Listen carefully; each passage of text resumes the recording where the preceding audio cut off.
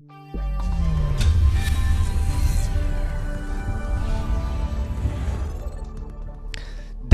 so we have defined the assets, classified those. We have defined and categorized vulnerabilities. Then we have to make sure that those vulnerabilities are not exploited against the assets that we care about, which are more valuable to the organization. So that's going to be the countermeasures. So likewise, in order to provide the appropriate security control, then if required, because as I was saying, for some assets there is no need to deploy any kind of countermeasures. Even if those are vulnerable, they are, let's say, they present no value to your company whatsoever. So if once we have done all of those steps with the assets and vulnerabilities, then we have to see what are the available countermeasures to implement in order to protect the valuable assets against the well-known or unknown attacks due to their vulnerabilities. In order to be able to implement the proper countermeasures, likewise we have to be able to classify the countermeasures. Now the classification of countermeasures is being done based on a couple of let's say inputs. It can either be based on their nature, like we can have physical countermeasures like security guards, which are going to ask people for identification before they get access to the company's to the company's offices. Fire and smoke detection systems, which those are going to make sure that once fire or smoke is detected in specific locations like data centers, then they're going to both alert the people that monitor the systems, but also they're going to automatically take action, like as I was saying, by the mean of water systems or gas systems. They're going to make sure that they stop the problem from happening. So they basically end up removing the smoke from the room or killing the fire, or keeping the fire from spreading at least. We also have technical countermeasures, which is going to be what we're going to speak about mostly in this class. Of course, some of them, so like firewalls or intrusion prevention systems or VPNs, for example. And it can also be administrative, which means policies and procedures. Now all of them are, let's say, equally important, because as we're going to speak within a couple of slides later on, your network is going to be as secure as your weakest link. So if the attacker, that's the whole challenge. The attacker is going to always be challenged if the attacker wants to gain access to a specific piece of data. Then his goal is to find out what is the weakest link in your network that allows him to get easy access to the data. Because if, for example, so again, we're using the same use case in here. If this is the LAN side and this is the internet side,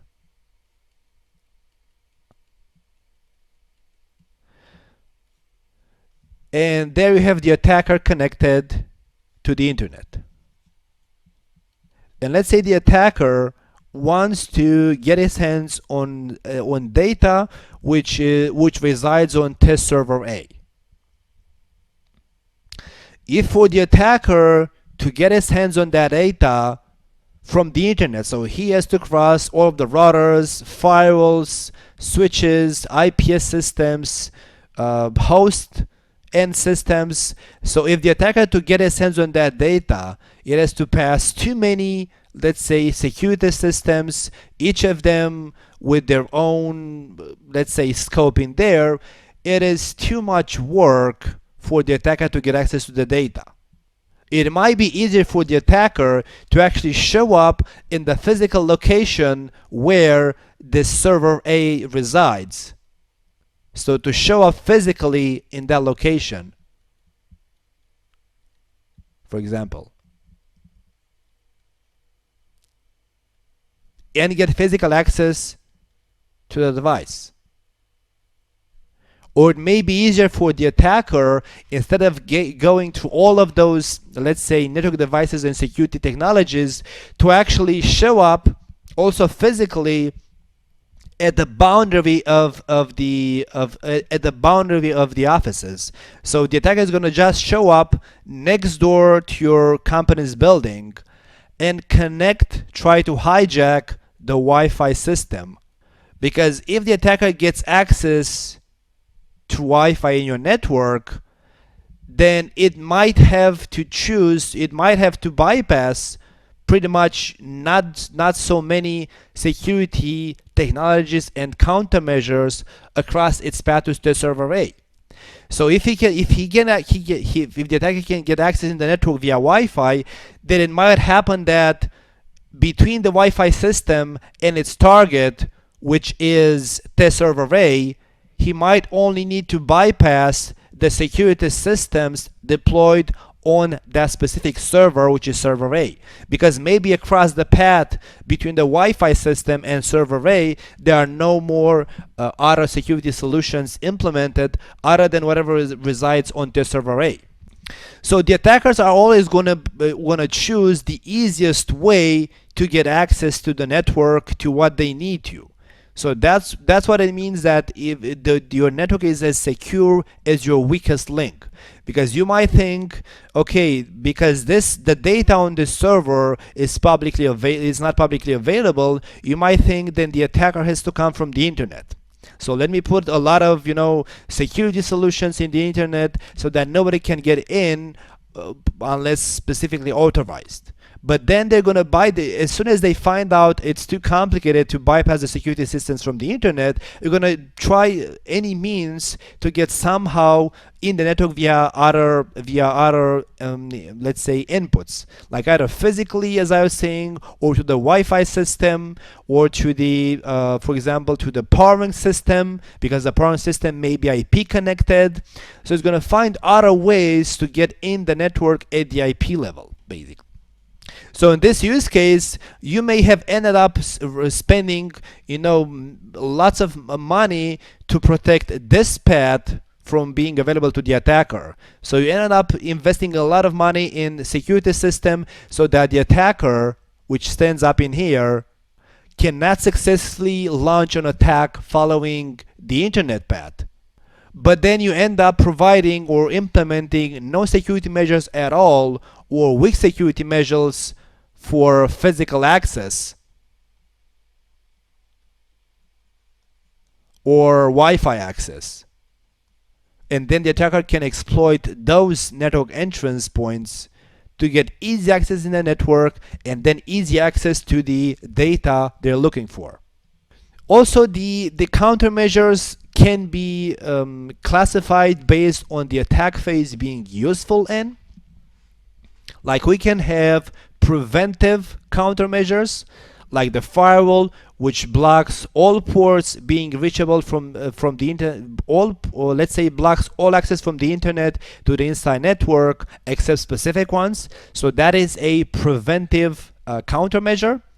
It can also be detective, like surveillance camera, which means that the surveillance camera doesn't actually block access or doesn't actually prevent an attack from happening, but it can actually catch the attack lively as happening. Or they can be corrective. Like for example, when an endpoint got infected, the cleaning procedure which needs to be done on that endpoint is called the corrective procedure. So corrective means after the attack has been launched and successfully deployed, and once you have detected the attack, then what are the corrective measures you need to deploy in order to fix up the problem, or in this case clean up the endpoint. You also have recovery countermeasures, which mostly are a subset of the corrective measures. Like for example, system availability after incident. So let's take the example with the infected endpoint. If the endpoint was infected, then somebody detected that a specific system, like can be the antivirus installed on the endpoint. So somebody detected that, the antivirus, but then somebody has to follow up on the cleaning procedure and has to go grab that endpoint and clean it up with the company's, with the organization's procedures. But then the recovery countermeasures is like, when do you make that system available again? So it is going to be one set of countermeasures to correct, to clean and infect that endpoint, another set of countermeasures to make sure that the system is available, let's say 99.9% of the time. Like what can happen is you may, if that system is, it's a highly important system which needs to be available, you may run that system in active or active standby mode, so that it's going to be two or multiple devices achieving the same role, the same scope, with the same data behind the scenes. And if one system gets compromised, then the other systems can actually offer the same service. So the fact that once one system got compromised and you have to take any corrective actions on that system, it doesn't affect the system availability. That's going to be recovery countermeasures, which is going to be, as I was saying, things like high availability. Like one example of deploying this, like a recovery countermeasure, for example, if this is your web server, test server A, which has to be available 99.9% of the times, then you may choose to deploy multiple times the same server. So the same configuration, same services, server A1 and A2. So those three servers are identical in nature. They offer the same services and have the same content. And then in front of the servers, you're going to deploy what is called a load balancer. So like when somebody wants to access services on that web server, is going to actually, like let's say user on test PCA. So if user on test PCA wants to access any kind of services from those servers, then that user is going to actually access the load balancer, what is called the virtual IP address of the load balancer. And then the load balancer tests connectivity with all of the available systems that provide those services, which is going to be all three servers. And it's going to end up redirecting the user or sending the user's request to the first available server, which is test server A, or to the least, let's say, occupied server from the list of available servers. So in my case, when test server A was compromised and I have to take that off of the network to clean it up, it means that now when the same user from test PCA is going to be asking for access to the services which are available and offered by server A, then what's going to happen is the same thing.